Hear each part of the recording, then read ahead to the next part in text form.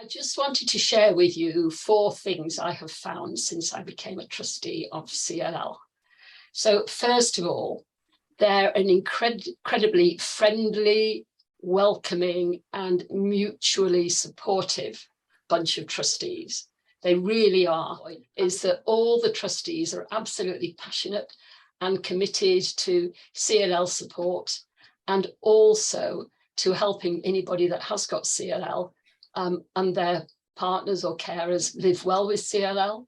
So this absolute passion for the cause. The third thing is that everybody thinks that everybody else among the trustees does the most amazing things.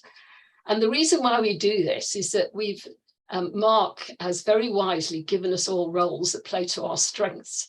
So we look at what somebody else is doing and think, I can never do that. But you do your bit and people think, well, actually, that's pretty impressive what they're doing because I couldn't do that either. And the fourth thing I want to say, I'm a chartered accountant. So before I joined the board, I did my due diligence. I had a route around on the Charity Commission website. I had a look at the information that was up there. And CLL Support is a charitable incorporated organisation. So it's recently moved to that status in the past 5 years or so. So that's good to know. It's got a wealth of policies that the trustees have adopted and are following through. So it's extremely well run. And also it's in a very sound financial position. So, I mean, if you're going to join the board, you want to do your own due diligence, but I just thought I'd share mine with you. So they're my 4 takeaways, if you like, from my experience as a trustee over the past nearly a year now. There's several ways of being an associate trustee. As Mark said, it could be a trustee standing down a little bit or somebody working their way into a full trustee role. And I've gained a huge amount out of being an associate trustee because I feel that I can much more confidently represent the experiences and the opinions of the CLL community because CLL support's allowed me to keep my ear to the ground in a much more proactive way.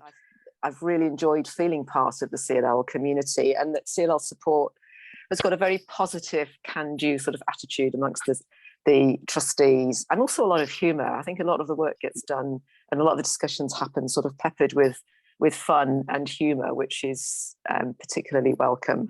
My main responsibility is communications, comms basically, and that involves everything that we put out into the world. The key items, as Mark has said, is a newsletter, which is currently produced every month. One of the key things I'm really, really keen to, and it does perhaps get a bit picky sometimes, is that we maintain a highly professional front so that people have confidence in us, essentially, that we're a professional organisation and we know what we're doing. I guess basically when I became a trustee in the spring of 2019, one young fellow who is now an associate trustee, he said, let's have a conference on a Saturday so that people with 9-to-5 jobs can attend. And that was a great success. There were 10 of us in the kids' table at the back of the room in Bournemouth. And the WhatsApp group was born from that. And it now is 140 people, which is a lot for a WhatsApp group. But it, yeah, it's good fun. You know, it's just great.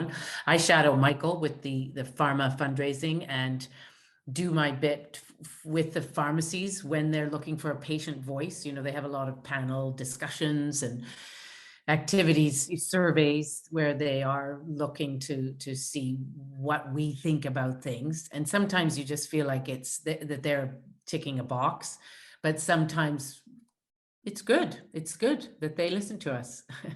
And their focus now, you know, as everywhere, is a patient-centered time with your doctor, you know, shared decision making. So that's very interesting to be a part of because, you know, you want to balance. You don't want the doctor to take over everything, but you don't necessarily want everything on the patient to decide. So it's very interesting. That's good. And I help Brian occasionally with proofreading, and you know, I help Lewis a bit with getting ready for webinars, pressing buttons if he's not well.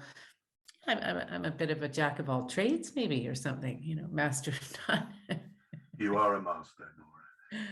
I think this is a unique charity insofar as all the trustees are affected in some way by this disease. So it makes us somewhat unique because we, if I can make such a claim, we know what our members want because we've suffered ourselves, we've seen what's needed, we've got first-hand knowledge of what's needed. And that makes us unique. And the fact that we all work our socks off to deliver that, again, is driven by the fact we know there is the need out there for the services that we provide.